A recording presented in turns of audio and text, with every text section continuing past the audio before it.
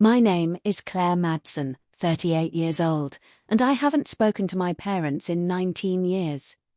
The last time I saw my father, Dr. Peter Harwood, chair of the Oregon Medical Board, he told me I was throwing away 4 generations of healers for a man who fixes wires. My mother, Dr. Ellen Harwood, head of pediatrics, handed me a garbage bag and said, "You're not our daughter anymore." I was 19, 7 months pregnant. The man who fixes wires stood outside in November rain, holding an engagement ring, bought with 3 months of overtime. They didn't know he'd become the best father our daughter could ask for, or that 19 years later, a newspaper headline would force them to confront what kind of healers they really were. Thanksgiving, 2006. Portland Heights, 12 relatives, all doctors or lawyers except my boyfriend Luke. I was hiding my pregnancy. My mother noticed. "Stand up." The room went quiet. "How far along?" my father asked. 7 months. Luke's an electrician. We're getting married. My uncle laughed. My mother slid a manila folder across the table. Background check. Luke's father had lost his medical license in 1993 for illegal prescriptions. "You want to tie our name to a disgraced doctor's son?" I should have walked out. Instead, I said, "Luke's mother worked 3 jobs. He started working at 14. He's nothing like his father." My father stood. "You'll terminate the pregnancy. I'll schedule it. This mistake doesn't have to define your life." "I'm keeping the baby." "Then you're not keeping this family." They gave me 1 hour. I packed 2 garbage bags, clothes, photos, left my med school acceptance letter on the desk. As I walked downstairs, my mother was removing my senior portrait from the wall. "Mum, please, I'm still your daughter." "No, now you're a cautionary tale."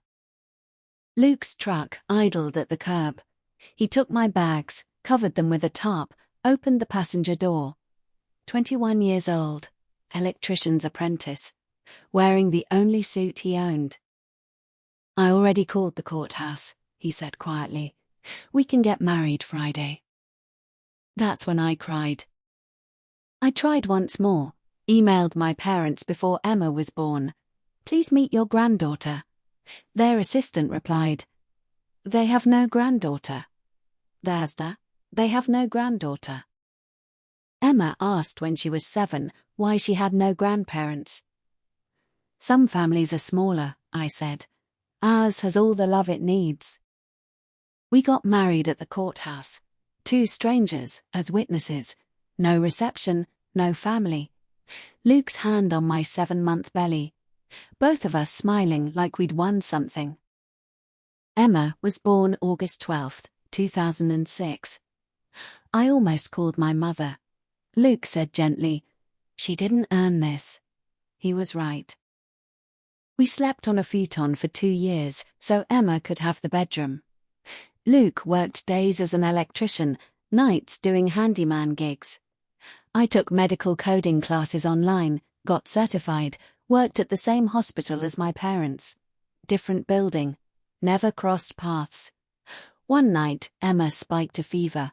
My thumb hovered over my mother's number. Luke took the phone. "We'll figure it out." We did. We bought a house with bad wiring. "I can fix it," Luke said. He rewired the whole thing in 11 weeks. Emma's first full sentence, "Daddy, fix light." Emma graduated high school with a 4.0. Chose pre-med.